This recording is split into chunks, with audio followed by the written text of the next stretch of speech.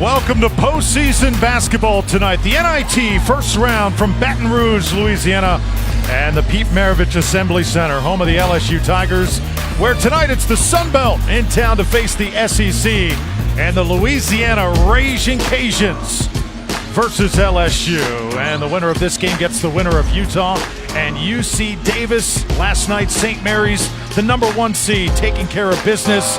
They await the winner of Boise State and Washington. We are thrilled to have you with us tonight.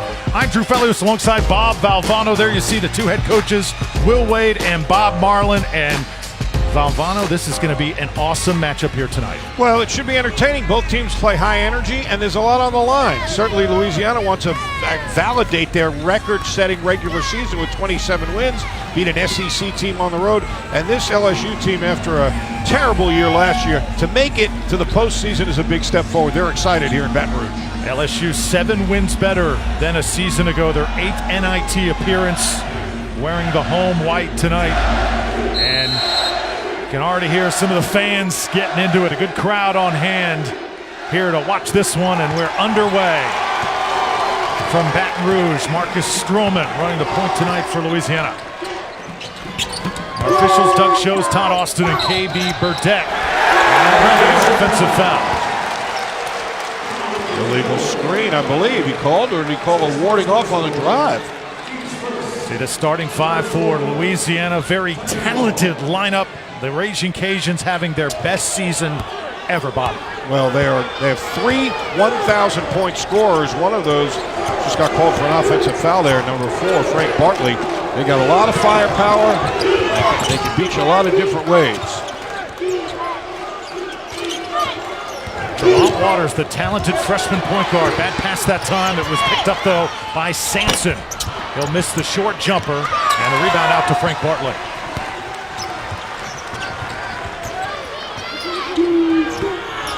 School record for the Raging Cajuns, 27 wins coming into tonight, and they're on the board with a Bartley 3. Well, that young man does everything for this team. Averages over 17.5 points a game, leads them in three-pointers made and taken, free throws made and taken. And you saw right there, he has turned himself into a shooter. He used to be more of a slasher. Now he can shoot the rock. How about that matchup tonight? Bartley against Waters, the senior against the freshman. Marcus Stroman, the South Carolina transfer, has done wonders for this Cajuns lineup. Has the shot off and picked up by Darrell Edwards. Whopperith inside. He's got to play well tonight. He lost it as he was trying to go to his left, and now the Cajuns can run. Up off the glass, and it's 5-0. As scoring was Jonathan Stove, who's in the starting lineup tonight. Coming back off, not 100% off of an ankle sprain, but his coach Bob Marlin told me he's probably about 90%. He looked good there, getting the 5th point of the ball game for the Cajuns. First time these two programs have matched up since 2009, and you can sense it means a lot to the Cajuns here in Baton Rouge. They're off to the fast start as Stove scores with the left hand, and the Sea of Red making some noise here in the early going.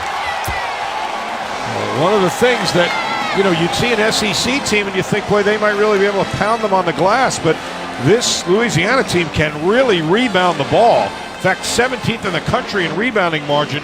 And you can see right now they're taking care of the defensive glass and turning it into points. Well, different rules we're playing under tonight as you look at the variations for NIT. Bob, what rule do you think is going to have the biggest effect on this game? Well, the fans will notice the 4 10-minute quarters early, most easily. You look at the scoreboard and you're still thinking in your mind, like right now, 8:03 to go in the half and it's 7-0. You got to remind yourself you're playing quarters. But the beauty of that is the fouls reset, as you see there. 2 free throws with the 5th foul of each quarter. I love that because sometimes you'd have some sloppy play early, a lot of fouls, and now you're spending 17 minutes shooting free throws. The other one is the deeper three-point line, 20 inches back. That actually might have the biggest impact. I did a game last night. I did the Louisville game against Northern Kentucky, and the three-point shooting was not great. I think that extra 1.5 makes a difference for guys. Saw Coach Wade calling the early timeout. He said, didn't get too much into the rivalry. Just said, we have got to win in advance in this tournament and just get that feeling again, what it's like to play in big-time tournaments like this. And there's a good way to get going is Reith with a little jump hook off the glass. Well, you can tell out of the timeout, he wanted to pound it inside. He went to his two go-to guys, his brilliant guard Waters, who he trusts to make the pass, and Reith to finish.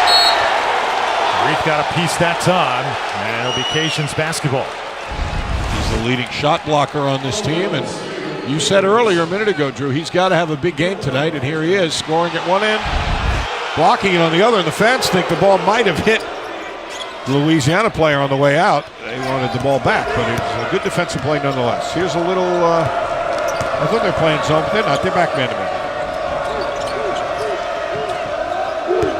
Keenan Gant with the basketball was not healthy last week at the Sun Belt tournament as Bartley hits another one. Can this kid shoot? Well, I mean, for a guy, like I said, he was not known as a shooter. He was a slasher. To that comfortably and confidently, deep in the shot clock, just knocked down a three.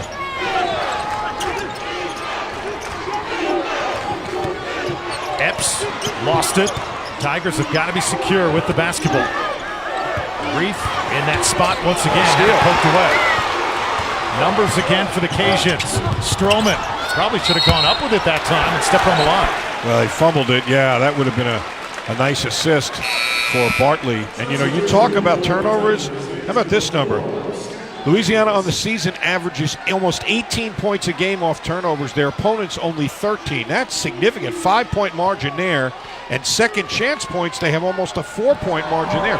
So they're somewhere between 8 and 9 points better than their opponent in points off turnovers and second chance points. That's a lot of ground to make up for the other guys. Skylar Mays in the game for LSU. Now baseline with Epps.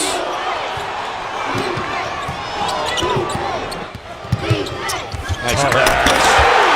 Aaron Epps with the throwdown. Beautiful delivery on the drive, though, to set that up. Epps has had his best year as a Tiger at 16 in the last home game here at the Maravich Center. As LSU, they won their last 6 games here at home.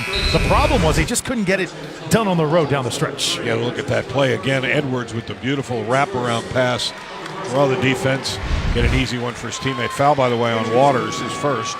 Waters wearing the mask once again. He had to wear that last week at the SEC tournament. Suffered a broken nose at the beginning of last week. Didn't seem to bother him all that much as he went for 28 in the loss to Mississippi State.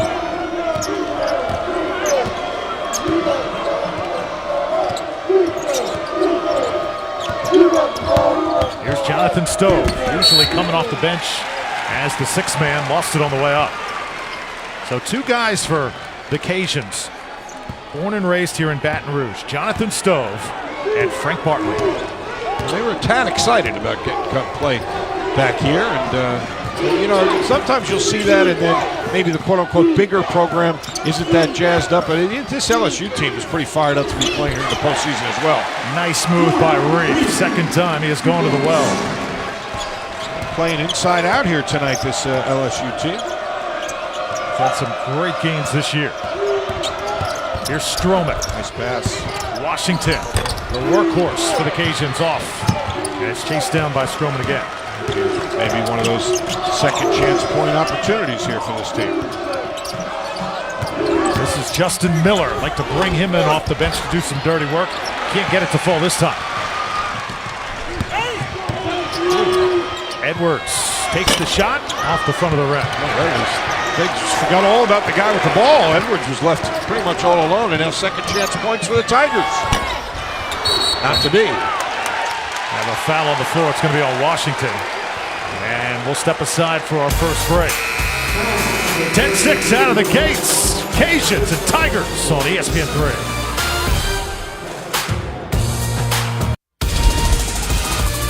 Back here in Baton Rouge, 2 fantastic guards matching up here tonight. Frank Bartley of the Raging Cajuns and Tremont Waters for LSU. Well, Bartley can certainly fill it up. He's taken 214 threes on the year and made 82 coming into the game. He's already got 2 more tonight. He shoots at about 38%. Terrific, prolific scorer. Now, Waters can score as well, but he does some of the other things also. He's got 183 assists, leads the team in steals. Also pretty good, pretty fair three-point shooter in his own right at 36%. He's made 71. So these guys are offensive, absolutely driving the bus for their teams. Yeah, Waters broke Ben Simmons' freshman assist mark. Called for a carry that time. Yeah, he's 5th all-time in the LSU record book for most single-season assists, and as you said, the all-time record for freshmen. And he's also, as we said, a great scorer. He's had 10 games of 20 or more points, so he can fill it up. He's the first freshman since John Wall to average 15 points and 5 assists per game for a season. That's pretty impressive. Showman on Waters now, and it'll be a three-point try. This one comes off the rim by Miller. Cajuns able to get it back. On the deck, and a jump ball to the Tigers. Good hustle. You can see these teams are getting after it early.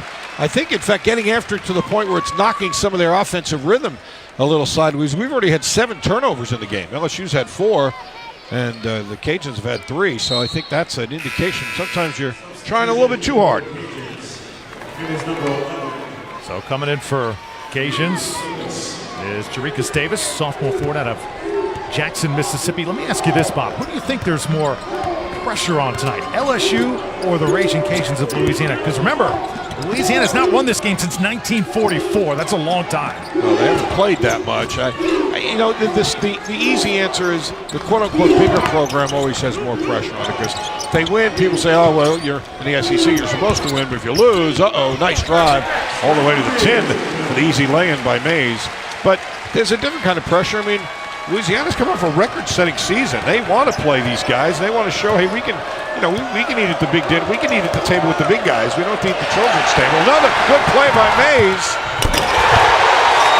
8-0 run for the Tigers, coast to coast. Skylar Mays, and now the PMAC is rocking. Yeah, this is a crowd that is animated for both teams. A lot of red shirts in here as well, but the home crowd pretty fired up. Good run here for the Tigers. Traveling. And the turnovers are just killing them right now. LSU already has 8 points off turnovers, and here's 2 of them right here. You love that one because it's an uncontested run out at the other end. As we said, Louisiana's had a good number on the year, plus a little bit more than +4 a game off turnovers, but now they're getting outscored 8-4. Skylar Mays sparking this Tiger crowd. Oh, another good assist try there by Waters, but it was off the fingertips of Wade Sims. That's his 3rd turnover. That's what I mean. It's a good decision. It's a good play. Just maybe a little too quick, trying a little too hard, and out the door it goes. Asian Cajuns started out the game red hot, but they have cooled off.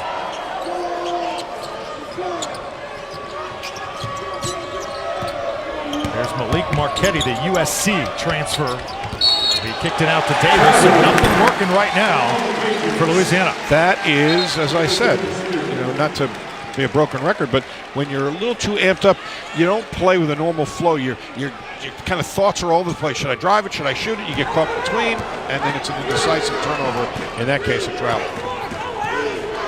1-4 set here, and put it in the capable hands of Waters. Now they give him a high screen.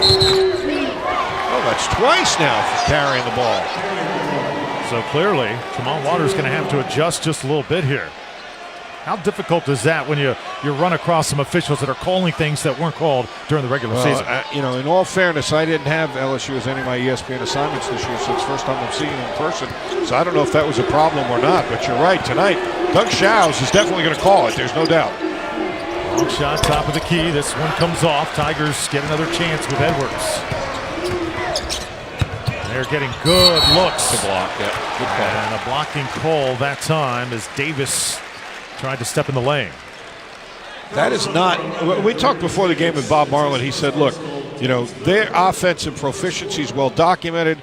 Their shooting percentage has been good. He said, we've got to get ball movement and player movement to get good shots. And you can see when they don't, they're struggling now. They're just 4 of 10.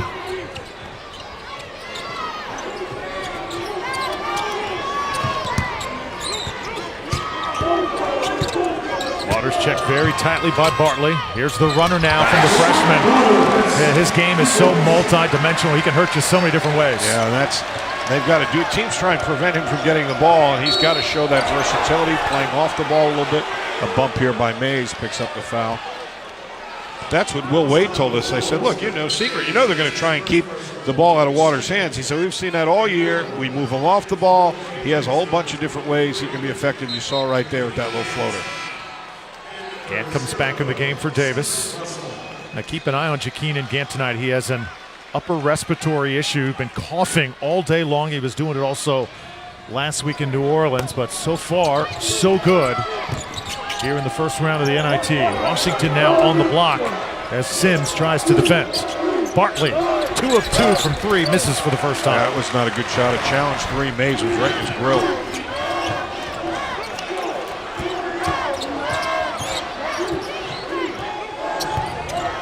Mays with some daylight. Takes it to the rim. Too slow to help on the weak side. Mays made him pay. Got a good solid screen. Somebody's got to step up on the weak side and help. The sophomore out of Baton Rouge, Skylar Mays. Second dunk to electrify this crowd. Runner off the glass for Cedric Russell breaks the drought. Well, they needed that one because you're right. They were in struggle city there. The turnovers are just alarming. 13 total turnovers. We haven't played 9 minutes yet. LSU season ending last Thursday in St. Louis. 3-point loss to Mississippi State. They had beaten the Tigers the previous week. And Louisiana losing to UT Arlington, a team that they had blown out in the final week of the regular season. As right now, the Tigers getting all the looks they want. Well, Edwards, again, they're running that little side ball screen, and it's a great screen, and nobody's coming to help. Here's a 3 for Russell. They know where that line is. Bob and they are teeing it up here. Almost 9 threes a game, the Cajuns average. And they are showing they're not afraid to tee it up with a longer line. Gotcha, Aaron Epps going to town. And how about the look from Waters? That's for a freshman. He has such a good feel when to go, when not to, when to take his own shot. That was a delicate little touch pass there, beautifully thrown, and authoritative finish by Epps. Early fireworks here in Baton Rouge. Final shot comes off for the Cajuns, and a heave for Edwards comes up short.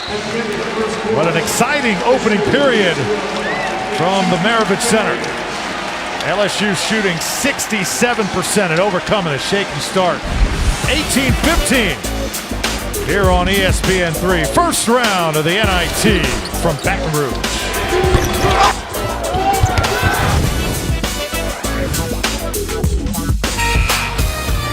Here in Baton Rouge, where the Raging Cajuns from Louisiana, their best regular season in school history, 27 wins and a pretty impressive resume coming into tonight. But Coach Bob Marlin told me, Coach Valvano, earlier today that making a run in this tournament and beating LSU would be just as important as getting to the NCAA tournament. He said the same thing to me too. He said obviously they were very disappointed after their great regular season.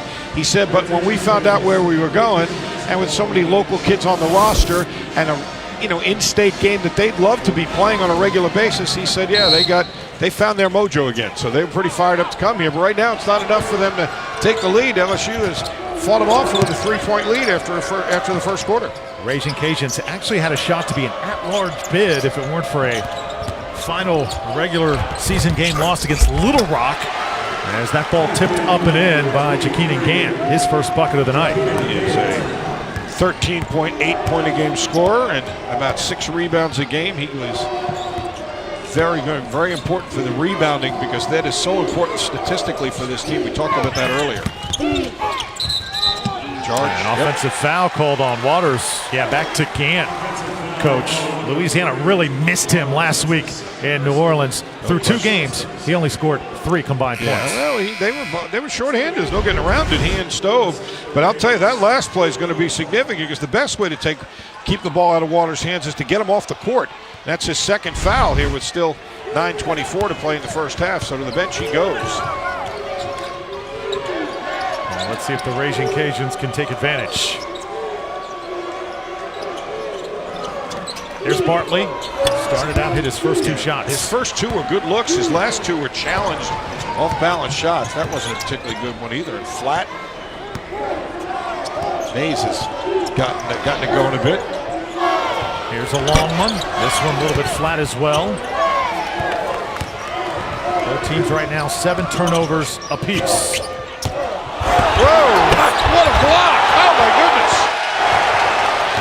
Here come the Tigers. Onwuasor tried to force it, and a blocking call. Should have free throws. That was a spectacular sequence from which nothing came. Watch this beautiful dish, and then look at the recovery by Sims to come over and get the block on it. Terrific pass to start it by Stroman, but then nothing to show for it thanks to the great play from Sims. Onwuasor now to the line for LSU. Grad student. Started his college career at Texas Tech, then went over to Southern Utah, where he averaged 23 points per game. They are really going to miss him here in Baton Rouge. Bob Marlin has a chance now with the foul trouble on Waters to rest his big gun, and Frank Bartley will head to the bench for a breather. First free throws of the night are good.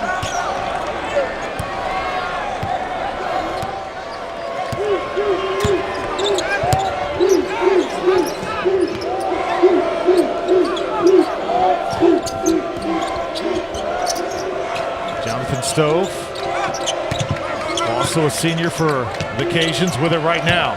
He is so tough going to the rim, but that time a little bit too strong, and waiting for him in position was Duop Reef. Yeah, that contrast that with what went on at the other end for Louisiana off the screen. They were slow to get there and turned it into two easy ones for LSU. That play, Reef comes from the weak side, establishes position outside that little restraining arc, and picks up the offensive foul. 8:15 left to go in the first half. First round of the NIT, and the Tigers with a 3-point lead.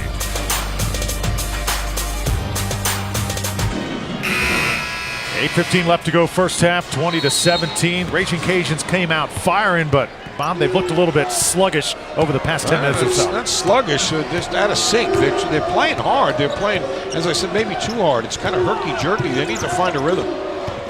Meanwhile, Skylar Mays going to the hole early and often, couldn't hit that time, though.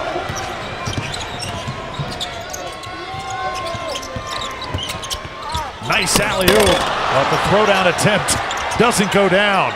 Open in the corner is Marchetti. They had two great looks there and came up completely empty. Onwuasor hesitated a little bit. Both teams misfiring at the moment. Reef back up. Well, Reed's been the best player on the floor so far. He's doing a little bit of everything. Now some second chance points. He's got 6. Maybe one of the most improved players in the entire SEC this year. Russell's runner in the lane is good. So he's made 2 of those, one off the backboard, and that one a nice little feather shot. He's got 7. But Will Wade told us we're going to try and go inside. We're going to try and pound them, and they have gotten an enormous advantage in paint points, 18-8 so far early. You think, Bob, maybe the size underneath is up and in. Sims gets the bucket, but perhaps the length of Reef and Sims and Onwuasor is thrown off the Cajuns just a little bit. Well, you take what you think you have an advantage at, and that's what you exploit. And that's exactly what Will Wade's doing. Boy, you are just watching them wear them out inside. That's the 20th point in the paint, and a chance to make it a 3-point play. Fouls on Gant, his first. LSU, a team picked to finish last in the SEC, finished 4 slots above that. Overall, very successful season and a good first campaign for Will Wade. One of the things they've got to do is play more without the ball, Louisiana. When Stroman drives, that's fine, but now you got to move and give him a passing lane. You can't just look at him. Here he is going to that left hand and scoring. Oh, he can take it all the way himself, his first 2 points. We thought this was going to be a good one, and it looks like it's shaping up that way. Marcus Stroman, the South Carolina transfer, came from the SEC and now trying to beat an SEC team in his junior season. How about Skylar Mays getting what he wants? Well, I mean, somebody's got to come and help. That's 8 points they've given up off drives where guys have come a pretty good distance from the wing or the top, and nobody's been able to step over and help. Now, Mays looks really good here in the first half. Very relaxed. Stroman again kicks it out. Gant will try for 3. Oh, boy, they are really getting man-sized rebounds now. Sims in traffic. Good rebound there. Keep in mind, Tremont Waters on the bench right now for LSU. And a foul away from the bucket this time. 26-21, a 5-point game. Raging Cajuns and Tigers in the NIT. Pretty good first half so far for LSU, and they're led by Skylar Mays. Well, LSU shooting 63% from the floor. Here's a couple of reasons why. The layup where nobody comes to help, the dunk. You see the finish right there. They're slow to come and help, and he says, if you're not going to get there and cut me off, I will be happy to take this right to the tin and finish. Mays is doing just that. He is off to a 4 for 5 start for 8 points. Mays did not start the game for the Tigers, but was the first substitute in, and he has certainly made an impact. Guarded tightly now by Malik Marquetti. First time somebody's really given him any trouble out there. Got to launch it, shot clock winding down, and that'll be the first shot clock violation we have seen so far. Well, give Marquetti credit for that. He's the first guy to take Mays on one-on-one and disrupt him. He poked it away, made him have to regather, didn't get beat off the dribble, and forced the desperation shot. The Cajuns have not been to the free throw line yet in this game and have looked a little bit shaky offensively as the pass by Stroman goes out of bounds. Out of a timeout, they just try and run a straight back door, and Stroman's such a great passer, but that was a very small window. After getting an air ball, they needed to make sure they got themselves a good look. They didn't get any look at all.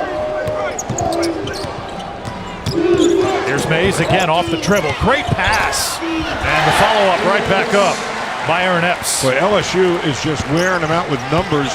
They finally got one guy to come over and help, so LSU had 2 guys in there. You got the second chance points. Epps has 6 now. See, not much movement here. Russell. No movement at all, and that's why they're shooting under 39% right now. Sampson hasn't had many opportunities so far, and we got a blocking foul on the Cajuns. As trying to stay with him was Stroman. Got to really be impressed with the way LSU has started this game. They're doing everything. Shooting 62%. They have held the Cajuns to just 3 of 11 behind the three-point line. Haven't fouled them yet. They're out rebounding them 13-10. Dominating in the paint 24-10. I mean, frankly, it could be worse than 7. You know, I was really impressed. I was really impressed at the Tigers walkthrough earlier today. You know when you attend a walkthrough, Bob, and you just can sense that teams are so well prepared. The way Coach Wade, the scouting report for the Tigers, very organized, and you can see why he was so successful at VCU. Went to 2 NCAAs there before coming here to Baton Rouge.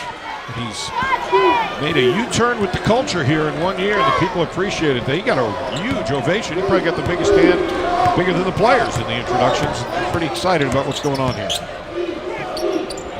Jump shot from the free throw line. It's the first time Bryce Washington, the senior, has scored. They really need him to get involved. Well, that was a simple pass and well run by Stroman. Dribbled, reverse pivoted, found the open man, easy shot. Mays doing all sorts of work. How about that block, though? This is where they got to make sure they get a good one. Stroman. That's not really a good one. And we're going to get an offensive foul on Miller. They're trying to play aggressively, which is great. You come in the other guy's building, you want to say, hey, we're coming after you. But they're playing aggressively to the point. I mean, Drew, how many forced shots have we seen him take? There's a lot of challenge threes, some off-balance runners early in the shot clock. I know they want to play fast, but you got to get good shots. Yeah, 6th foul on the Raging Cajuns. LSU has only committed 1 here tonight. So Wade Sims at the line. We're talking about LSU, though, Bob, and the culture. They really have not had sustained success since the old days. Well, that's been, I think, the big bugaboo here is the thought that some years they've been really good, and you think, okay, well, this is really going to cement them as a perennial contender in the SEC, and then, as you said, they kind of vanished from sight. You look up at the rafters here, there's plenty of banners, but this is a new era, and people are excited that Will Wade is going to build something that'll be year in and year out. a good successful team. It's off to a good start. Here's Bartley, been a little bit quiet. This shot coming off. Miller battling on the inside, and he had position that time. And the foul is going to be called on Aaron Epps. A little bit of a Bronx cheer from the Cajun fans who noticed the disparity in fouls. But you know why the disparity in fouls? They're fouling more. That was earned that time. A little bit of good movement and good position on the weak side on the rebound. Oh, bad pass that time. That is turnover number 10 now. And how many of them, Drew, have been just what they call in tennis unforced errors, right? I mean, they weren't really pressured into that turnover. They just threw it away.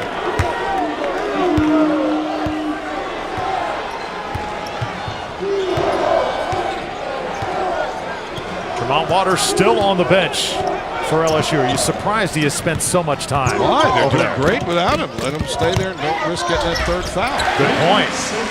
Nice take by Sampson along the baseline. I mean, Mays is doing a terrific job, and they've extended the lead to 10, their biggest lead of the game.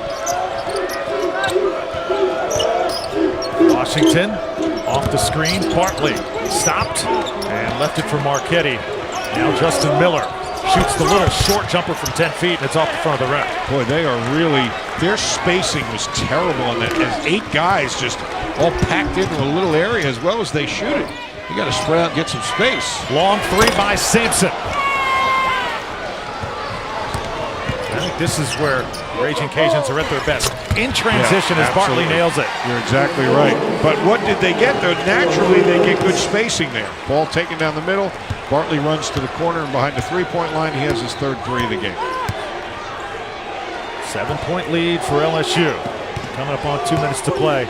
Here in the first half, Drew Felios, Bob Valvano, great to have you with us. A little zone here. Nice pick and roll, and going hard to the rim was Epps. So 2:24 left to play in the half. LSU and the Raging Cajuns, 7-point lead. Been a long road for Frank Bartley to come back home. Went to BYU for a couple years, wound up at Louisiana with the Raging Cajuns, and the senior has been money this year from 3. Well, you see, the great range. He worked very hard on that shot. As we said, he came here more as a slasher. But the 3 good looks he's made. The 3 he missed were kind of forced. He was guarded. One was a little bit rushed. You got to just, everybody collectively on this Louisiana team has got to do more without the ball to get themselves some space to get good shots. You pointed out the length of this team defensively for LSU can be taking them out of their rhythm a little bit, so you got to work harder without the ball to give yourself more time. The other thing that's working against them is as Epps makes both free throws, is they haven't gotten any stops to run their break. They've been good in the break, but they're giving up 58% shooting. They haven't had a chance to get a lot of breaks. Here's another one they got to just run half court plus the 2 free throws. Without question. Stroman kicks it out to Washington from the baseline. Washington short that time, but Stroman tracks it down. Stroman in the lane, high up over 2 defenders. Second chance points. They haven't had a lot of those either, but they did get their 7th there. That is one area they have an edge in. 7 second chance points to 4. Back to the zone here for the Cajuns. LSU with a 15-13 rebounding edge. That's an area where Raging Cajuns thought they could handle here tonight. Not happening so far. There's Reith with a second try and the 3-point try. Oh, wow! Hello, Brandon Sampson. You could tell when he came from the wing, he was timing his steps before the ball hit the rim. That's great anticipation, and that got a rise out of the crowd.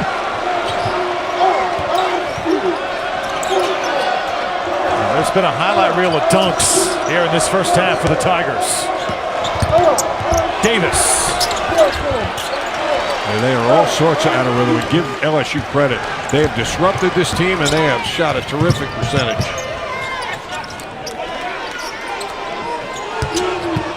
LSU giving the home fans a show here in the first half. Reith wants it downstairs. Oh, that might have been foul there. Steps out. The big man's got some touch. What else do you want out of him today? He likes that new three-point line. He does. Reith with 9, and the crowd going wild here at the Pete.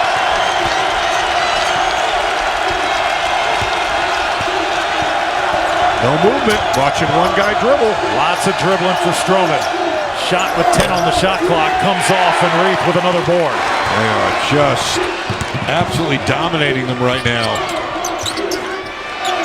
Look at the good spacing, how quickly they get away from each other.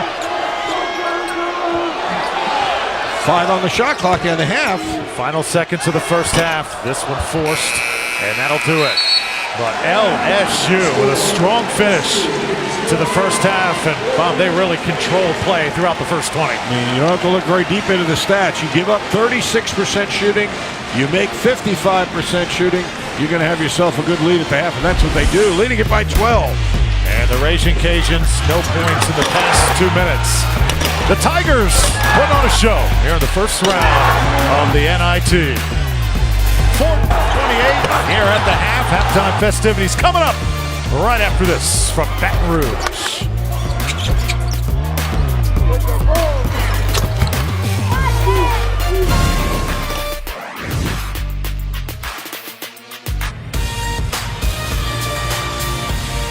Point lead for LSU, 40-28 over their neighbors to the west, the Louisiana Raging Cajuns. Hope you're enjoying it tonight on ESPN3. Alongside Bob Valvano, I'm Drew Felios, and a little bit shocked coming in. We thought the Raging Cajuns probably could be a team that easily could be favored tonight with all the talent and the depth, but LSU has taken it right to them. Well, all you got to do is look up at the scoreboard. This is a team that averages over 83 points a game. They have 28 at the half. I mean, it's not like LSU's keeping them a few points under their average. If it stays at this pace, LSU's going to keep them almost 30 points under their average. Credit LSU's defense, but their offense has been equally effective, and that's why they have a seemingly controlling 12-point lead here at the half. All right, Louisiana with the second best record in this entire NIT tournament. Take a look at some of the news and notes so far. Notre Dame not challenged by Hampton, and USC outlasts UNC Asheville. St. Mary's taking care of business as well. And Baylor takes down Wagner, the semifinals and the championship at the end of March the 27th and the 29th from Madison Square Garden. How about St. Mary's? Only 5 losses on the year, playing this year in the NIT, and Notre Dame impressive last night. Listen, I've said this for years, and I don't want to sound like a shill because, obviously it's our product, but there's 100 teams that play in the NCAA and the NIT combined. 168 plus 32 out of 351. Not to take a shot at our football brethren, but 70 of those teams go to bowl games out of 112?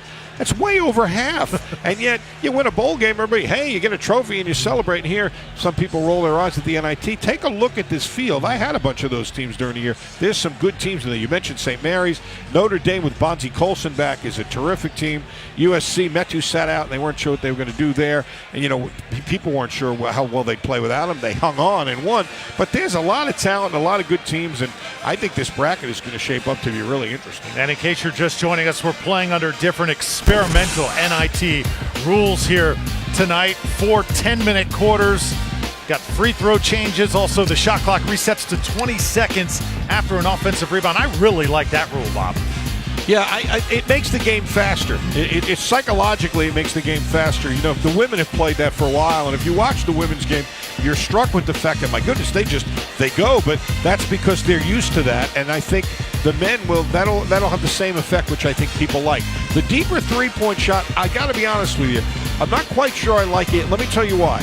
Because the purpose of the three-point shot is not to be a gimmick, hey, like skating degree of difficulty. The idea was to give teams reason to play in the perimeter and open up the middle, because the game had gotten to the point with the bigger, stronger, faster players. Everybody was in there on top of each other. So how do you open it up? Well, you go to the wider lane and make the three-point shot one that guys can shoot as part of their offense. That extra 20 inches makes a difference. Not quite as easy a shot. Well, so far, after 20 minutes of play, the LSU Tigers, the advantage over the Cajuns from Louisiana, 40-28. We're back in a moment. 12-point lead for LSU over Louisiana, 40-28 here in the first round of the NIT. Drew Felios alongside Bob Valvano. Whenever things have worked for the Raging Cajuns, Frank Bartley is usually the guy knocking down threes. Well, he got off to a great start. He got great looks early. He made a couple of threes, and it looked like they were going to really be on fire. And he's worked very hard at this. Bob Marlin said he was a guy that was not a great shooter when he got here necessarily, but you see a confidence in his shot there. But he took a couple of forced ones. They closed out on him well. And at the other end, the big fella having himself a game. They said they were going to play inside to out. They went inside to him early, and he delivered. Beautiful back to the basket move. That's a tough little angle shot right there. Reith knocked it in. And then stepping away and saying, I can get three as well as anybody. Good half for the big fella. Really carried the offensive load early and certainly didn't let up at all when Waters went out with foul trouble. He didn't miss a beat. He kept playing his right at the forefront. He is the leading scorer for the Tigers with 9 points. Yeah, look at the halftime numbers. LSU with the edge on the boards, 19-15. That's an area that Coach Marlin thought that his team could control. Bench points as well. Points off turnovers, and points in the paint. Those are huge. Well, points in the paint is the whole ballgame. They have a 16-point edge there, and they're up 12. The Raging Cajuns have gotten more points. Well, actually, you're right. The points off turnover, I stand corrected, 12-4 for LSU. So they have an 8-point edge there, a 16-point edge in points in the paint. That's 24 points for the Cajuns to make up. That's a little too much. They're going to have to do better in both those categories in the second half. Yeah, Raging Cajuns certainly need more from Bryce Washington, the senior forward. We've got more from Baton Rouge in a moment.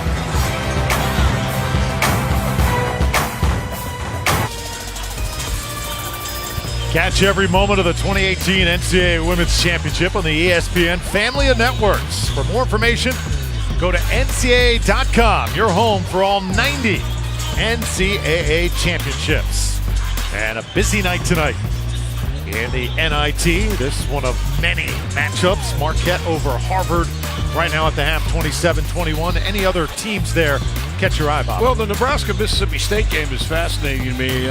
Tim Miles at Nebraska is a guy I did his games earlier in his career before he went to Nebraska. I think he does a terrific job. Let's not kid ourselves.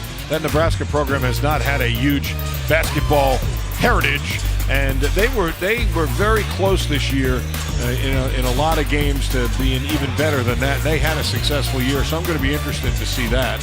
And then, of course, the second game today is going to be the second game after our game will be the one that will await the winner of this. So after our game, Utah and UC Davis go at it, and whoever wins that gets our winner. By the way, Drew, speaking of near misses, how about this LSU team? You talk about some wild comebacks. The SEC tournament, they were down 19, cut it to 1. South Carolina, they were down 15, tied the game. Florida, they were down 12, took the lead.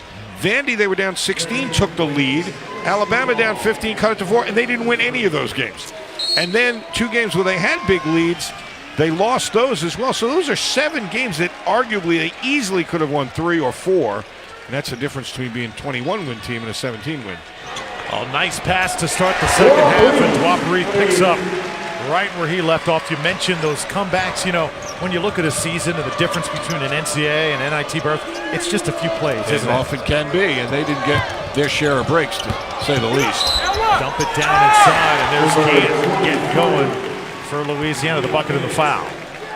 Nice delivery again. Stroman's such a creative passer, as we said. Guy who has had 206 assists coming into the game tonight. It's astounding. And a good finish inside by Gant. But, you know, offensively, they're going to have to get more movement, the Cajuns, and defensively, they're going to have to clamp down a little bit. They can't keep giving up paint points. 30 points in the paint already after that basket by Reith. Jakina Gant is the guy that Bob Marlin calls an SEC athlete. Missouri transfer has been huge this year for Louisiana. Little extended defense here. Sampson, that's great help that time. Tigers were able to get it back. We got hands this time on Darrell Edwards. So that'll be on Marcus Stroman, his second foul.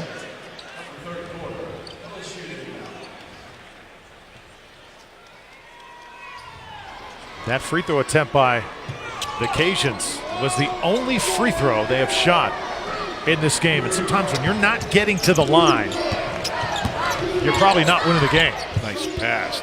Look at them make them chase. That's what I mean by ball moving, play moving. They turned it over. Here comes Bartley. Good pass ahead, and he'll finish at the other end. Goaltender, but it went in anyway. But you know what? That was a mistake by the big guy. And give Louisiana credit. They got good rotation that time and got the steal. But did you see how they were making them chase? That's something that the Cajuns are going to have to do to get that offense in gear. That pass by Washington up ahead was on a dime. No trouble here. Quick timeout for LSU. And a little bit of chippiness as both teams went to their huddles. I think it's finally setting in just a little bit what's at stake. Well, the officials trying to restore order here. But you know what Louisiana realizes? This little zone trap they've thrown in here has knocked LSU out of their rhythm a little bit. It's first time all night you feel like LSU is having to react to Louisiana's defense rather than being on their heels. And they got a little excited about it, maybe a little too excited, a little chippy before they went to the huddles. Well, Coach Marlin told his team, and he's told the media, says, we feel like we are state champions. We have not lost to a team in the state of Louisiana in 18 games, but one of those teams has not been LSU. And there's a technical foul, double technical, Doug Shows. He warned, it was like a parent. Stop, I'm telling you to stop, and they wouldn't stop, and now they both got teed up.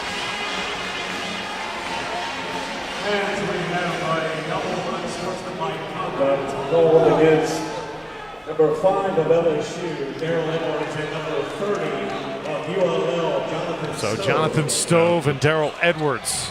Problem with Stove is I believe is that his third foul? LSU. Yes, it will be. And Edwards just his first, so the Tigers came out the better on that exchange. Waters spent a lot of the first half on the bench for LSU. He's been a little bit quiet here today. Gets in the lane this time and scores. You know, that's what's impressive about him, though. He doesn't get impatient for a freshman. Think, gee, I haven't scored. I haven't stuffed the stat sheet. Let me do something. He just plays the game. That was a good finish on that play. Bartley now going to the rim off the glass. See, that's what he did when he got here. He was a slasher. Took it right at the big fella and finished with the left hand. He is so strong, isn't he? Yes, that was an impressive take. Now they got to get some stops, though. Down 9 still. Waters coming off the screen again. That's a charge or travel. Yes, sir. Good defense. Creative pass by Waters. Went down the lane, threw it back over his head. But this is a different defensive team so far in the second half for the Raging Cajuns. Yeah, the first half, Cajuns really struggled to get stops, but slowly starting to make it happen here in the third quarter. Bartley open for 3. Oh, boy, did they dodge a bullet there. And it will be Cajuns basketball. The crowd's not going to like that one. That was as open a shot as Bartley got all night. He's already made 3 threes and clanked that one off the back rim.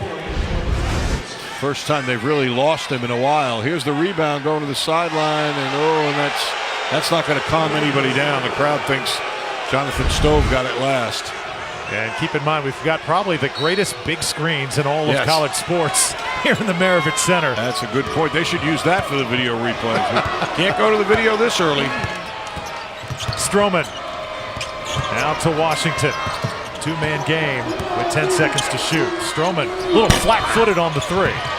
Right back up. Cajun starting to really crash the glass. Bartley with a third chance for Louisiana, and they're back in it. Well, now they're doing what they do. They're getting second chance and even third chance points.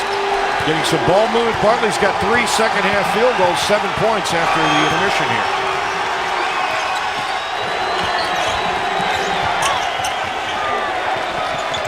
Trying to go inside. Reith has been outstanding here tonight, and he still is.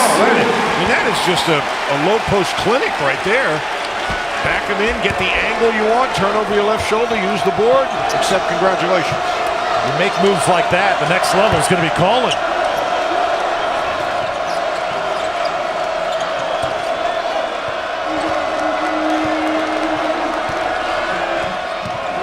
Here's Bartley. Another one. Feeling it. Absolutely feeling it right now. Almost single-handedly keeping him in it here with 10 second-half points. The recognition, too, Bob. They know where that three-point line is. They are not struggling with that whatsoever. Waters, easy drive. Can't finish, though. Cajuns running again. Jonathan Stove in the lane. And the momentum swings, and now it is all going the Cajuns' way. 46-43. 12-point lead at the half's been cut to only 3 now. Nice pass. Sampson. Look out. Oh!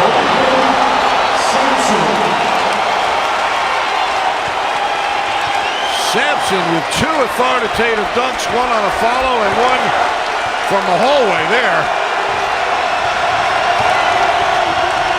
Now the Tigers crowd comes alive. Portley. Can't. Right back up. This is a completely different Cajun. This is the Cajun team we thought we would get in the first half. Going to the glass, much more active. Now from the corner. Sampson brings it up again. Well, I'll tell you though, this has been incredible. Not only team momentum, Drew, but personal momentum. A guy makes 1 shot, he's liable to go make 3 or 4. We saw it with Mays. Now we're seeing it with Sampson. We saw it on the other end with Bartley.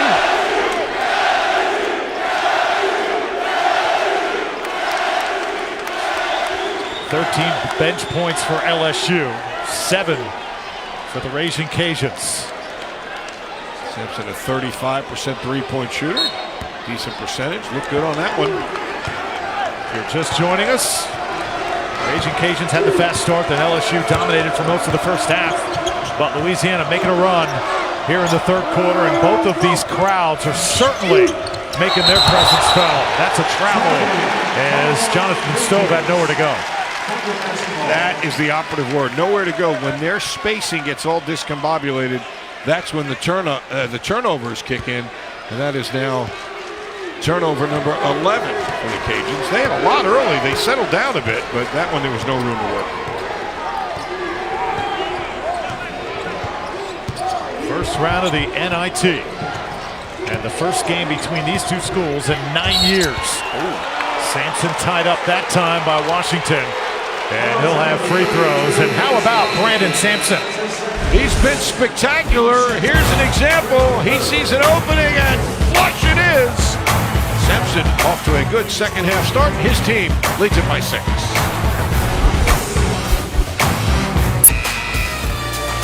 LSU head coach Will Wade in his first season guiding the Tigers to their first postseason in 3 years. Had that poor 10-21 season a year ago, and this was certainly a season to bounce back. And this time they are happy to be in the NIT. Remember a couple years ago, Bob, with Ben Simmons, the all-everything freshman, they turned down an invitation here.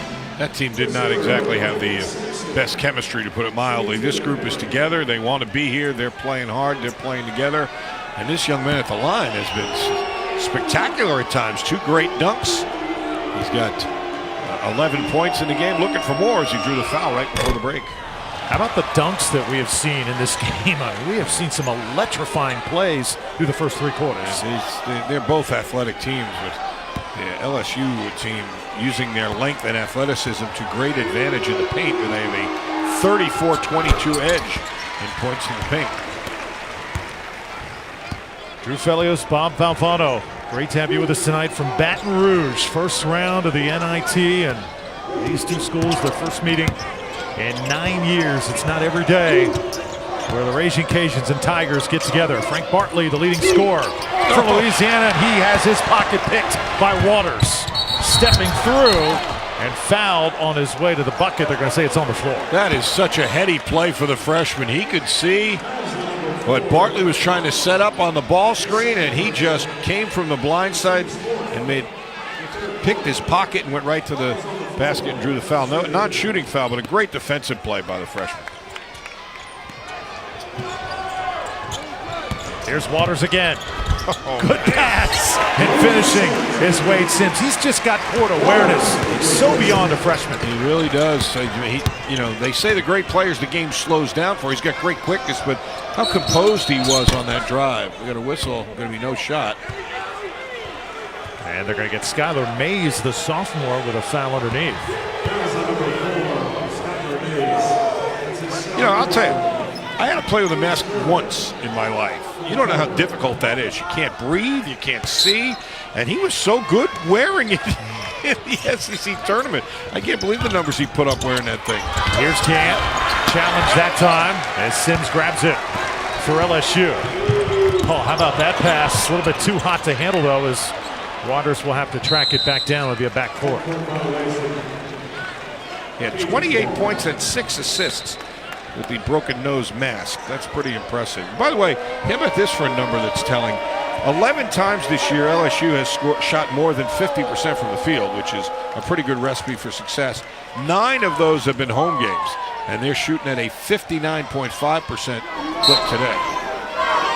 Coming into this game, they did set a single-season record for three-pointers, 256 threes on the year. Here's Stroman, another good pass, and putting it in his Gant off the glass. Good finish because he was challenged inside. Like you mentioned, that great overall length and athleticism by this LSU team. But Gant, who's come to life in the second half. He has 7 second-half points. Jakina Gant's the Sun Belt Defensive Player of the Year. Cross-court pass now, Sampson. Spotting up, couldn't hit. Epps can't grab the rebound, and now Stroman for the Raging Cajuns. Bartley, been hot. Washington, the offensive board. Stroman trying to step in, and we got a foul. It's going to be on Waters. Well, now he's back in some foul difficulty again. That's his third, and Will Wade's got a decision to make. He's got 3:23 in the third quarter. You let him play through him? I'm going to guess he's not, but let's see.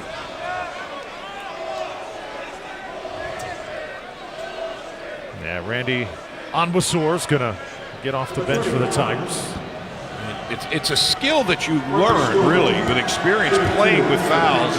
He's too important to them as a freshman. If he gets his 4th, that's a long time they'll be without him. Substitutions now. Reith comes back in. So does Onwusor. The guy at the line, Marcus Stroman, the 3 assists he has tonight. He has tied Elfrid Payton for the most single-season assists on campus in Lafayette. 4th all-time. Stroman, pretty good free throw shooter at 75%. Kind of got lucky on the first one. It bounced every which way and then missed the second. For 2, but he cuts it to a 6-point lead. Those assists for a single season. Tied now with Payton, who is doing his thing right now in the NBA. Here's big fella again. He's been so good with his back to the bucket tonight, Bob, and he continues. Can't hit this time. That one comes off the rim. Well defended, actually. They didn't let him get a good angle on the turn. Stove, hard to the rim, scores and a foul. This is going to sound like I'm probably making too much of a little thing, but I think this was the whole key to the play. When Stroman drove to the lane, he backed up. That's all he did. Stove backed up and watch, he gives him a passing lane here. Well, now you're seeing the finish. There's the drive and the foul. But he stepped back so that there was a passing lane. Earlier, they were just standing and watching Stroman, not giving him any place to pass it. He'll get it to you if you get yourself free. Jonathan Stove coming back home to Baton Rouge tonight. The former Christian Life Academy star with a 3-point play. And again, the Raging Cajuns within 3.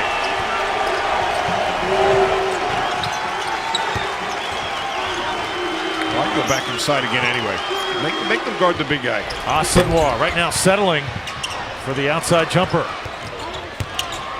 Creates a little space. Oh, had a good look at it, but just couldn't put it in. Now they got Mays. numbers because Mays is on the floor. He's behind the play. Somebody's open. There's the guy. Extra pass in the corner. Washington another board. Well, they got a bounce in their step now, though.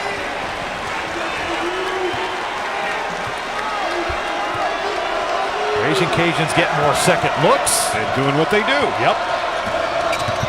Starting to play better defense as well. Justin Miller hasn't scored tonight.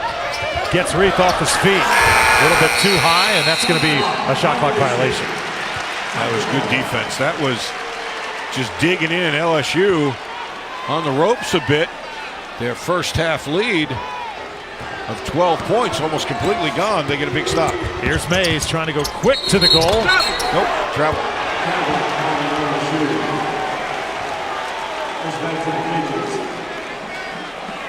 Well, we thought it was going to be a close game, but for a while it looked like the Tigers had seized control. But you don't go 27-6 without having some resiliency.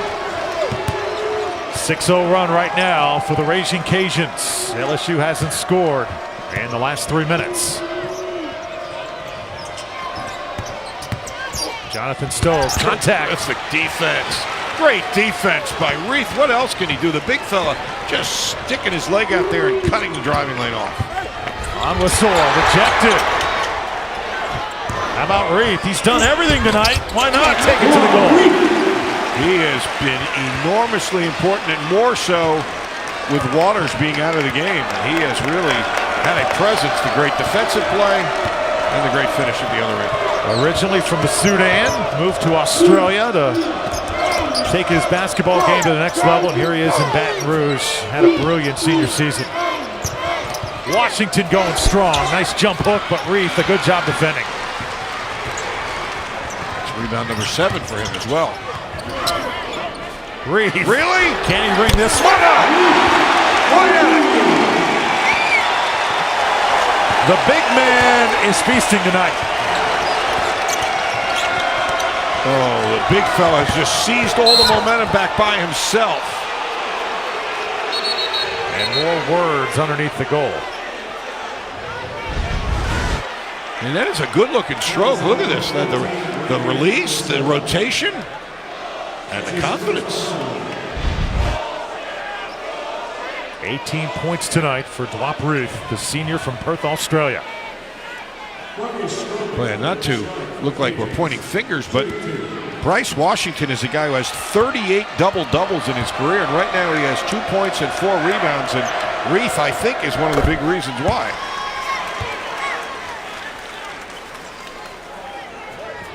Stroman back at the line for the Raging Cajuns. 26 seconds left to go in this third quarter.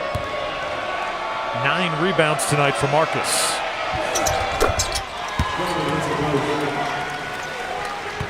That's impressive when you look at the number of assists he gets and you're still going to the glass like that. Nine boards for the guard. Play for one. Skylar Mays with Tremont Waters on the bench. Running the show right now for LSU. Sampson spinning, shifting, and a foul.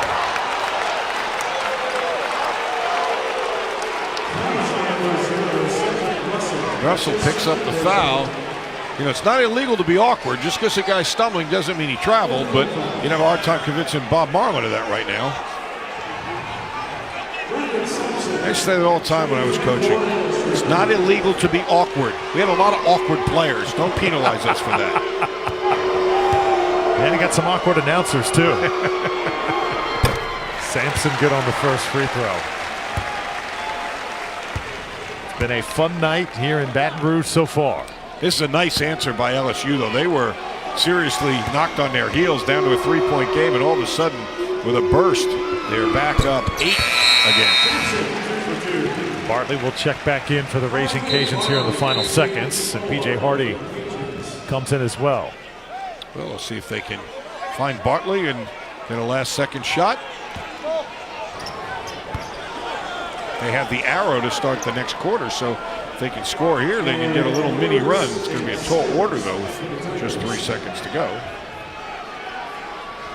Not a lot of time to work with here. LSU brings the defense up just a bit. And Stroman. He zipped it. Stove. He can hit that. Off the glass. Boy, and off the rim. That was an inbounds pass. See on their baseball team? That was zipped. That really turned it into a scoring opportunity. And LSU lucky that's likely to get out of there without giving anything up. And so they'll take an 8-point lead as we go to the fourth quarter here in the NIT.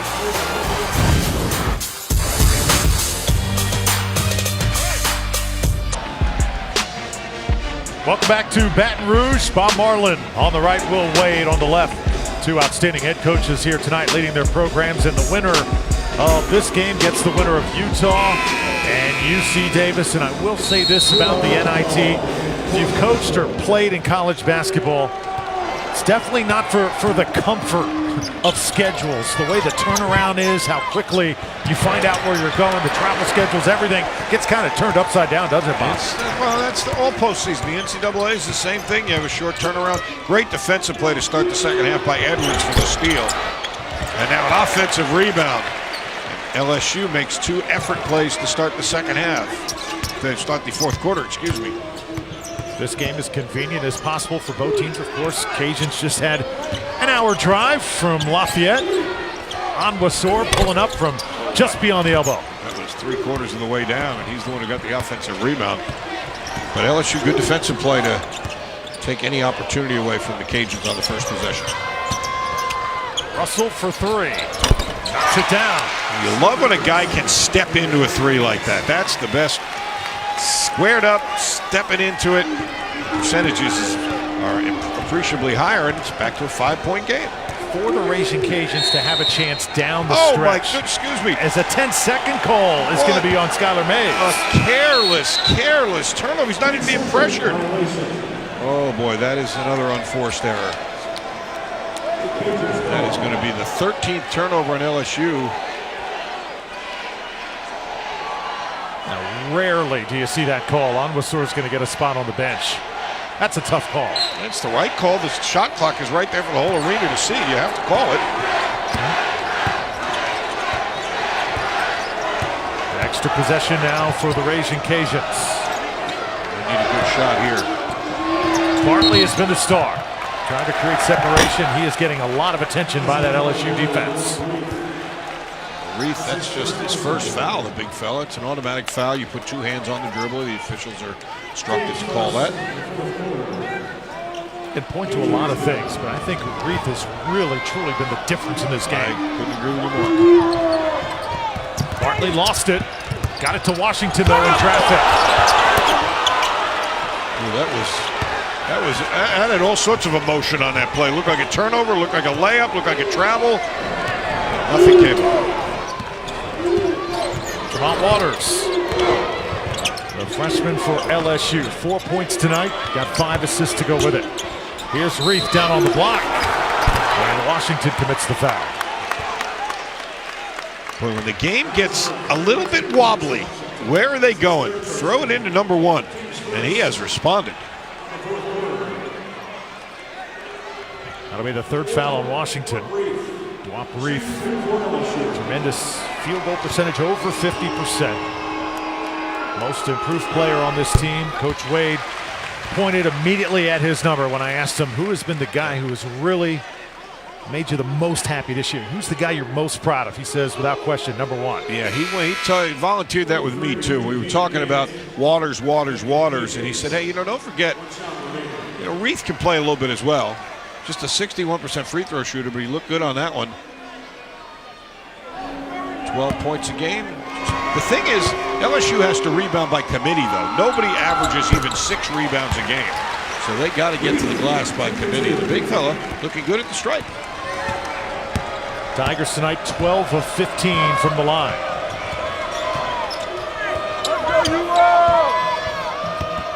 Good pass to Washington, and that's the easiest finish he's had all night. Well, that was heavy lifting by Stroman. Beautiful job of knowing where he was. He turned his back. Everybody thought, well, he's not going to pass it over there, is he? As a matter of fact, he was. Good vision. Big guy again. Here's Reith. Great spin move. Was denied, though, by Gant. And now the Cajuns 3-on-3. Bartley for 3. Boy, they are dodging bullets because that is a step-in 3, and that is as open as he'll be all night. Wow, that looked like it might get to 2, but LSU, again, gritty, holding him off. Tigers keeping the Cajuns kind of at arm's length. Yep. Louisiana has had several runs here in the second half, and there's the big fella with the jump hook. Yeah, but what a nice delivery. I mean, you talk about the maturity of a freshman that Waters has for a freshman. Washington off the glass.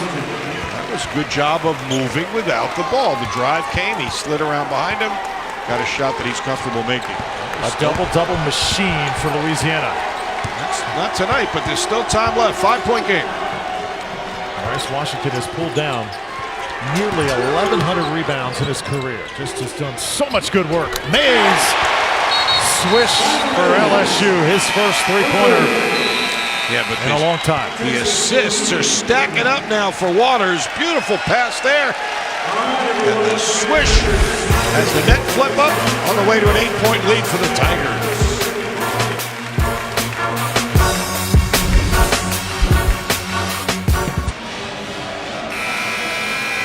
Dwabrith, the man of the moment right now, 22 points, 9 of 13 shooting, 8 rebounds to go with it.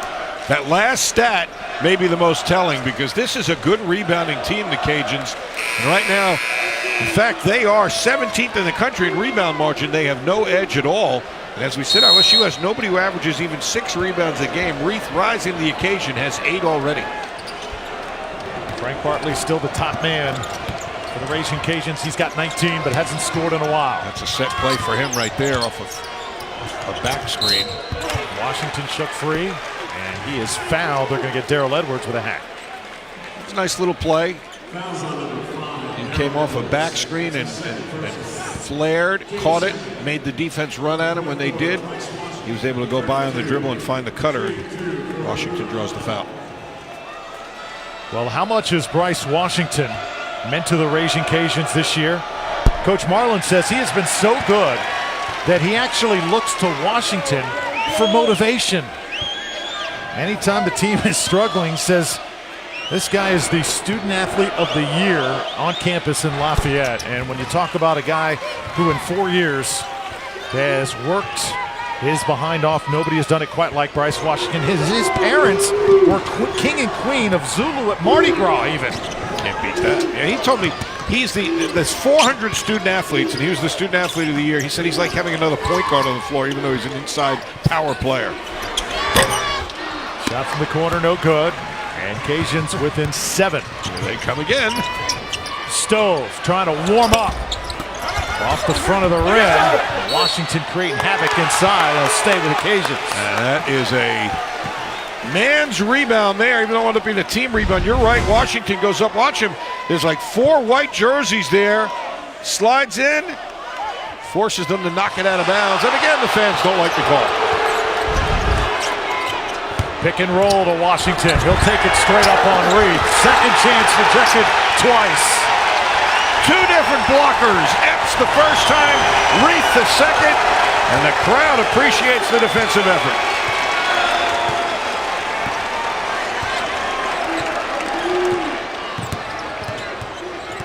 Here's Waters now. And Tremont held it up just a little bit, and a foul committed. I'll tell you, he has such a savvy for a freshman. They run a double high screen. He can go either way. He goes left and gets the defender Bartley on his back and just plays it like he's blocking him out on a rebound and forces him to foul him to get around him.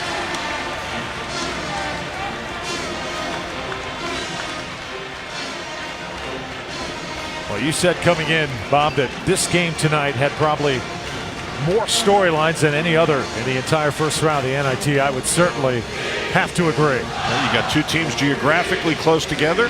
The history has not been one of consistently meeting each other, and that's rubbed some people the wrong way. You got a team coming off their best season ever, 27 wins. If you are Coach Wade tonight, Bob, how much pressure is on you because you're playing against a school with nothing to lose? Well, the only thing I would say is what helps him is it's his first year. And you got to give a guy a little latitude in your first year. I mean, he's already done incredible things from last year. There's so many statistical areas, not the least of which is wins, that they're much better. But you're right, this is a game where they expect the team from the SEC to be a team from the Sun Belt. That's just the reality of it. Here's Reith. He has been so active. He is dominating this game. Right hand, left hand, 3-point shots. He has really been outstanding tonight. Here's Bartley trying to tee up another 3. Gone a little bit cold, and Reith with another board. And that is going to get him to a double-double. That's his 10th rebound. What a game he's had. He has been absolutely the most influential player on either team tonight. Raging Cajuns last led with 3:50 to go in the first quarter. Since then, it has been all Tigers. Look at the big guy move without the ball. So look at the sense of spacing. Oh, Mays was cutting down the lane. He had the perfect pass, but couldn't handle it. Stroman. Look who comes back. Marchetti can't put it in. Every shot contested. See a big fella get down the floor and challenge, though. Waters, high off the glass.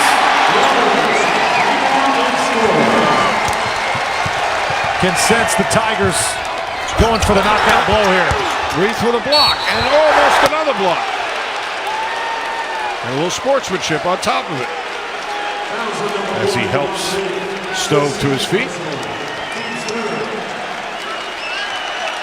Oh, this crowd, or at least the purple-clad crowd, is appreciative of the effort as they've extended it back to an 11-point lead.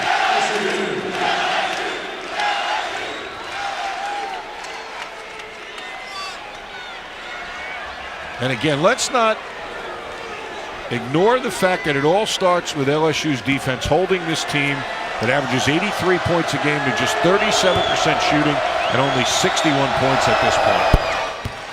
Jonathan Stove at the line playing in what could be his final game as a Raging Cajun.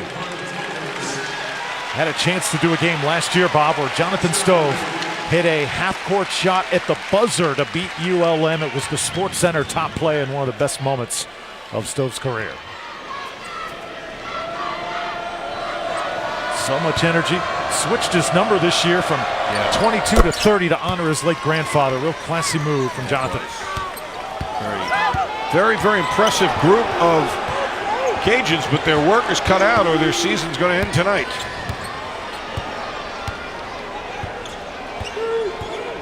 Just over 4 minutes to play here. 9-point lead for LSU. Tremont Waters guarded tightly by Bartley. Waters still up! And a foul is going to be called. It'll be an offensive foul. Wave off the alley-oop. Wow, that's a good defensive play there.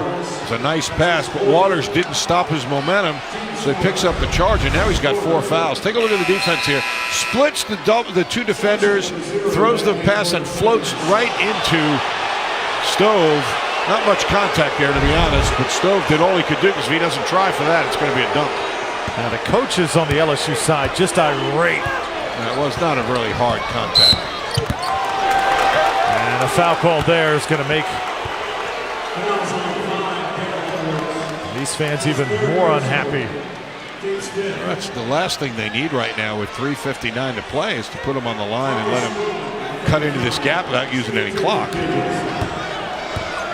That'll be the third foul on Edwards.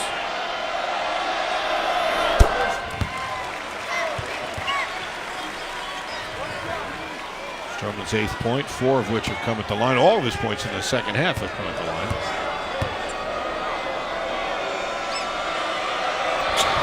9.6 assists. The assist mark right at his average. Yeah, but 10 rebounds. How about that? I mean, that's very impressive. A little extended defense here. Cajuns need stops, and they have struggled in stretches here tonight to do that. Open 3 for X. Off this time, Stroman with the board.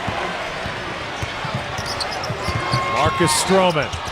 Off the glass, little too strong. Stove there for the follow, and 1. They are a resilient bunch. They just will not go away. Just when you think you might have had double-digit lead and taken the starch out of them, they come after you yet again, and that's going to make Will Wade bring Reith back in.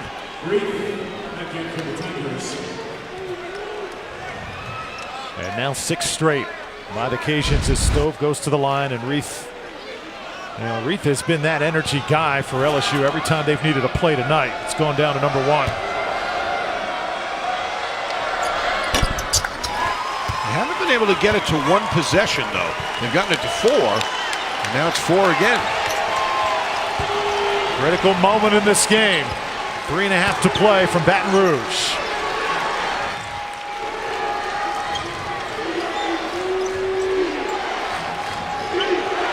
No Waters on the floor. It's going to be Mays directing the offense.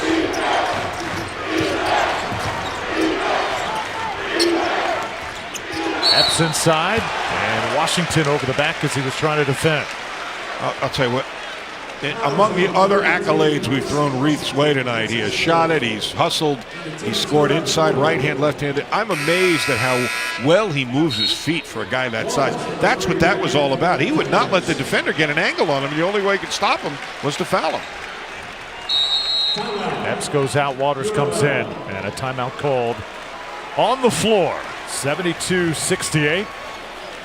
Coach Marlin wanted this game tonight at the Cajun Dome in Lafayette. He says we got the better record. Our program overall has been better over the last few years. Not too happy that he had to come here to the Maravich Center. They're happy for the matchup, but they thought this game would have been better suited in Lafayette. I think maybe they had a little bit of a point. Well, you know, the legendary announcer Vince Scully used to use a quotation all the time I love. People use statistics the way a drunk uses a lamppost for support, not illumination. So usually you find a stat that supports your case, but in his case, there's some compelling ones. They had 10 more wins, and their RPI was 30 spots ahead. That's not insignificant. What LSU would say is, oh yeah, well, take a look at the quadrant 1 wins. Who won that battle? So you pick your stats. That's how it works. LSU had 7 wins against teams in the RPI top 50. No teams with compelling cases. Right now, the Tigers leading by 4. Here's Waters. Stays on his feet. Nearly went down that time, and now 7 to shoot. And we're going to get a hand check on Cedric Russell, as we'll step aside for a moment. Just under 3 minutes to play. LSU and Louisiana get down to the nitty-gritty.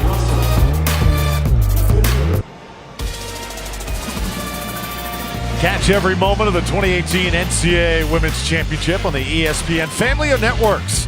For more information, go to ncaa.com, your home for all 90 NCAA championships. The best time of year in all of sports, in my opinion. March.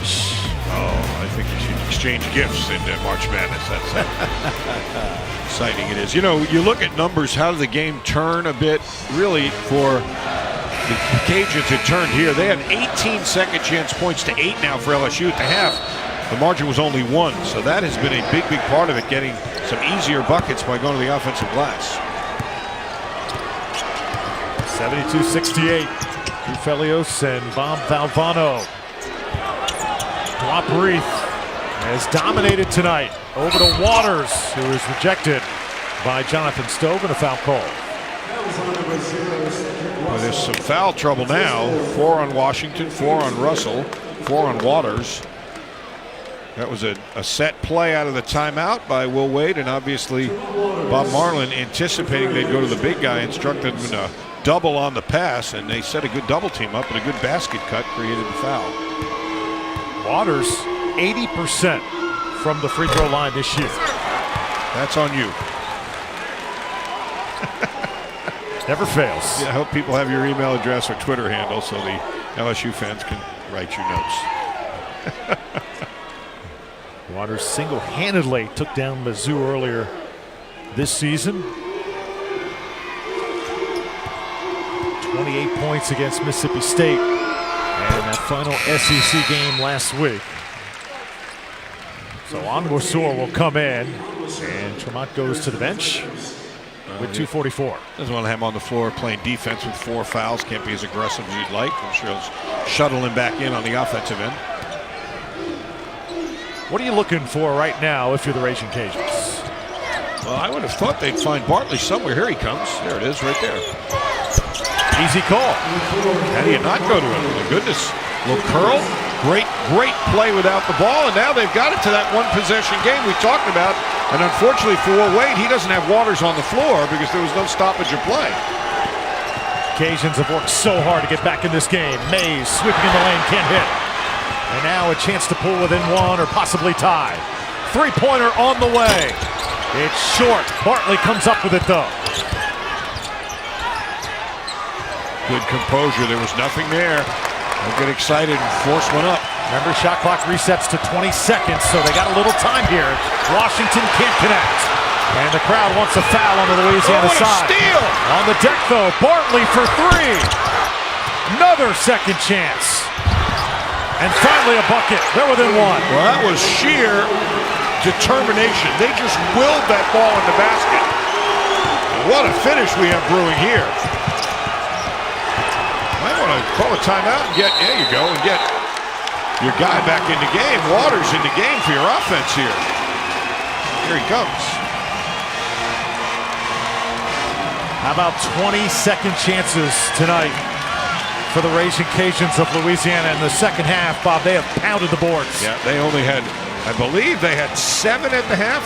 I'll check my stat sheet, but I'm pretty sure that's right. So the second half, they've just dominated. It was 7-6 at halftime, and now it is 20-8. So they've outscored them 13-2 in second chance points. And that last basket was a pretty good example. Did they get some of the just sheer effort rebounds, bodies flying all over the building? They came up with it and cut it to a one-point game.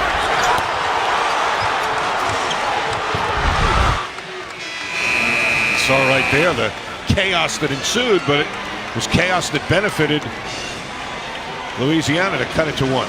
Now can they get a stop? Obviously you got to get the ball in Waters' hands. Do they throw it inside to the big fella? Let's see what Will Wade's got up his sleeve. 90 seconds to play here from Baton Rouge. LSU and Louisiana. Double screen. Now he's going to go back, get re-screen. He's looking inside. Going to get a ball screen. Waters. Oh, that's a dangerous pass. Oh, what a bad foul that is. Bartley looked like he had a chance of a steal that time. They really defended it well. They didn't get hung up in the screen. And then, as you said, Bartley anticipated. He was looking to shoot that gap. Just missed it. But meanwhile, they had a foul on Stroman. That'll send the very good free throw shooting Waters to the stripe. Waters tonight from the line, 1 for 2. An impressive, he just has an impressive presence on the floor. I mean, if you watch him play, it's obvious he's a gifted player, but my goodness, he looks like a 4-year starter with the way he lets the game come to him and understands when to go, when to push, when to pull it out, when it's time for him to shoot the basketball. This is so calm. And he makes big free throws late. Made 3 in a row here. Big free throws in big moments. Back to a 3-point lead for the Tigers. See if they go back to Bartley. They run it to the other side this time. Ball was knocked away. On a defensive play, that's twice now for Edwards with steals. 1 to start the half and 1 late in the half.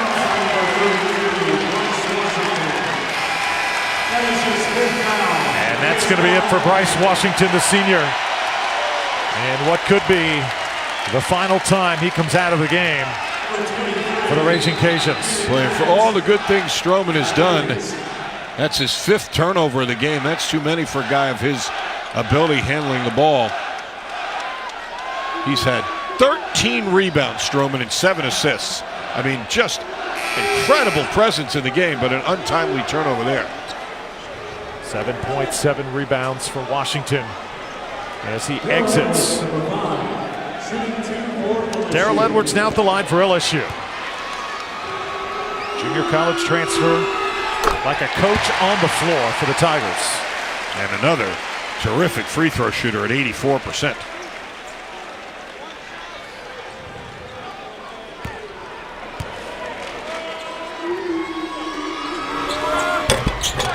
I jinxed him that time, but still a 2-possession game.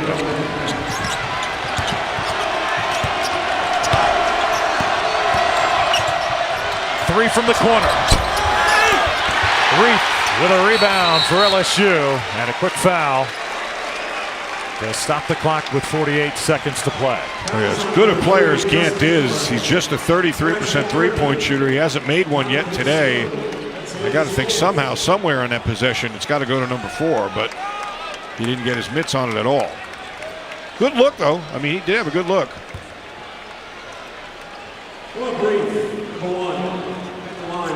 Tigers doing a good job defending Bartley the last few possessions, making sure he doesn't hurt them as Reith steps back up. What a brilliant performance for Reith.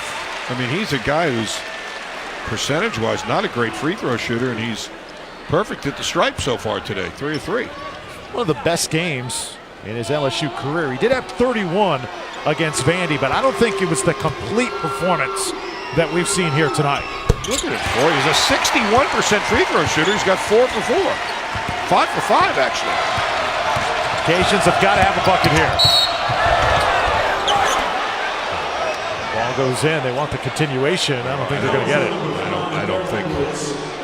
Even the NBA, I'm not sure they'd give you that one. But it was a great effort by Stroman. He's doing as much as he can. I mean, you talk about stuff in the stat sheet. My goodness. 11 points, 13 rebounds, 7 assists. Maybe running out of time, though, here now. It was a big couple of opportunities for LSU. They converted free throws. That one's short.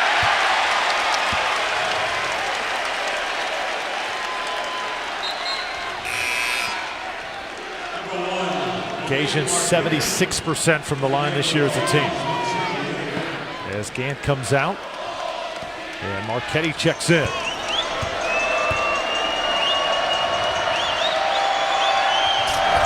One of 2. Going to need a turnover. They're obviously, to state the obvious, but I'd say that especially because I don't think this team's going to miss too many free throws. Do you foul immediately here? I think if you don't get a steal, you're going to have to. You're going to run out of time. Edwards fouled. Yeah, I mean, that's a good decision. You try for a backcourt steal. If you don't get it, you foul in the front court. But how about the composure of LSU? I mean, who handled the ball that possession? They got it right to Edwards as soon as they could, the 84% free throw shooter. That's going to be 4 fouls now on Bartley. Missed free throw. So the Cajuns hoping to get a possession here. Still not out of the woods yet. It is LSU. 78-73 here, the final minute. Yeah, it's a good point because if he makes both those, it turns it into a 3-possession game. Now it'll stay a 2-possession game no matter what he does here.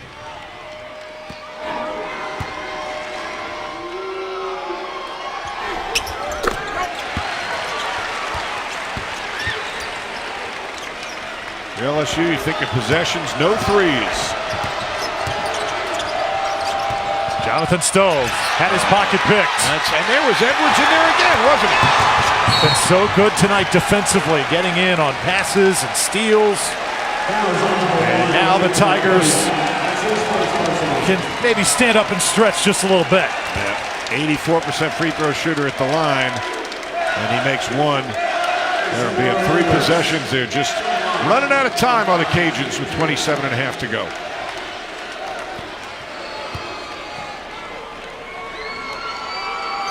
A lot of anticipation coming into this game. You know, it was amazing to see all of the local TV stations. Oh my gosh. Probably from all over Louisiana were here in the pregame. You aren't kidding. When we walked in, I thought they'd call a press conference or something. There were cameras everywhere. At the end of the day, it's got to be great for basketball in this state. Don't foul him. Stove. Oh, you don't want to do that. And Jonathan Stove going to have free throws with 21 seconds to play. Have to figure the recruiting wars that go on. And granted, you've got SEC against the Sun Belt, a major Power 5 against a mid-major conference. But still, games like this matter a lot, don't they, to recruits, to the buzz around the state? They certainly do. I mean, you're going to be Bob Marlin and say, you know, you're the champion of the state. You have an opportunity to prove it on the other guy's court. And if you're Will Wade, you're trying to build a program and say, hey, listen, you know, we're an SEC team with Final Four banners hanging in our building. We're going to get ourselves back up to that level, and that means you take on any and all comers in your own backyard. Coach Wade has got the number 3 ranked recruiting class coming in here next year. They're going to be a handful in 2019. Stove with 16, and he hasn't missed a free throw either. Breakaway time. Sampson. That's the icing on the cake.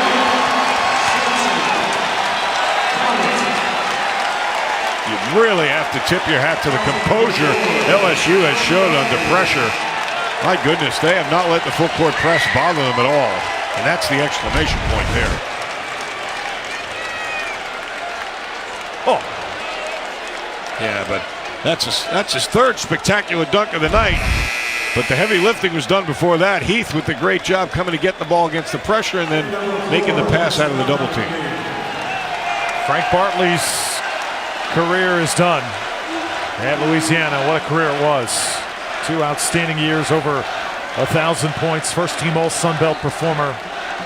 And great respects for the senior as he leaves the floor. Well, they didn't leave anything behind. I'll say that. They dug themselves out of a 12-point halftime hole, and they were in there the whole last 20 minutes. But LSU, great resiliency to hold them off. 8-point game, 18 seconds to play. We've seen so many great dunks tonight by Mays and Sampson and Epps and Reith as well. And the Tigers can now get ready for round 2. LSU getting the winner of Utah and UC Davis.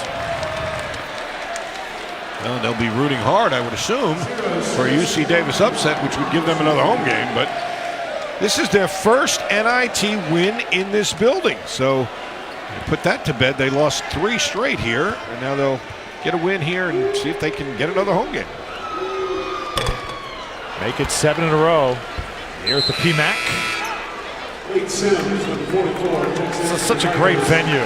Older venue, but you walk in, it's just got that mystique, that aura about it. And these fans tonight have done a great job supporting their team as Dwight Reith exits. And what a night for the senior. 26 points and 11 rebounds. Yeah, they really did. I was here many years ago. They did a great job renovating this. And what happened here? They're getting into it with the coaches? And it looks like Coach Marlin, upset that time, comes over to the LSU side. And the LSU coach is letting them have it a little bit. And we got a technical on both sides. That's not a good look, fellas. You know, every game's got a winner and a loser. That's the way it's been forever. It's a zero-sum game. Just a proud year. 2 very, in different ways, successful seasons. One, a record-setting season for wins. The other, a complete turnaround. You don't want to leave with this as your last memory of this. We're going to get an explanation here, though. So a double technical on both benches. Pretty straightforward. Coach Wade, only 35 years old. You know, when we asked him earlier on today, how much does this game mean? And he kind of shrugged it off and said, it's just another game. We have to win to advance. Kind of got the feeling that he was feeling a little bit of pressure, a little bit of heat, and you kind of sensed right there, Bob, that he kind of boiled over a little bit. I told you before the game, I didn't sense that at all. He was as fired up, and he's intense, but you could sense there was a lot riding on this. There was some bad blood. The Raging Cajuns knew they were going to the NIT because they were the regular season champions. They did a watch party. They thought that some of the people at LSU made fun of them for that when LSU people were lobbying to be in the NIT to begin with, and they were like, make your mind up. Are you happy to be here? Are you mocking it? And it's just, as you said, when you're the SEC team, let's not kid ourselves. There's more pressure on you. And it's not a good way to end this game, though. Coach Marlin telling the media that this game should have been in Lafayette. I guarantee you some of those quotes have been read by both coaching staffs, and saw some of that intensity boiling over just a little bit. Let's all get out of here with handshakes and graciousness. I mean, they're still standing, jawing at each other. Well, that's unfortunate if they don't shake hands. I don't think we're going to have a friendly handshake after this contest. A, we like the competitiveness. B, we like the fact they took the game very seriously. But C, somebody has to lose it. And you got to put a proud face for your institution on walking away from this. And right now they're on the cusp of not doing that.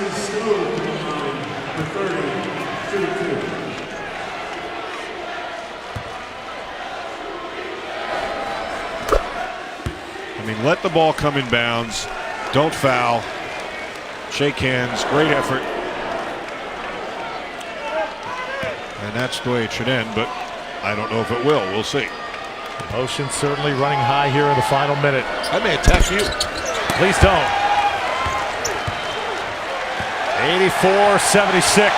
LSU can take a deep breath. It was not easy tonight, and we did see a handshake from the coaches, but Coach Wade has got to be careful over there. He's a little bit in enemy territory.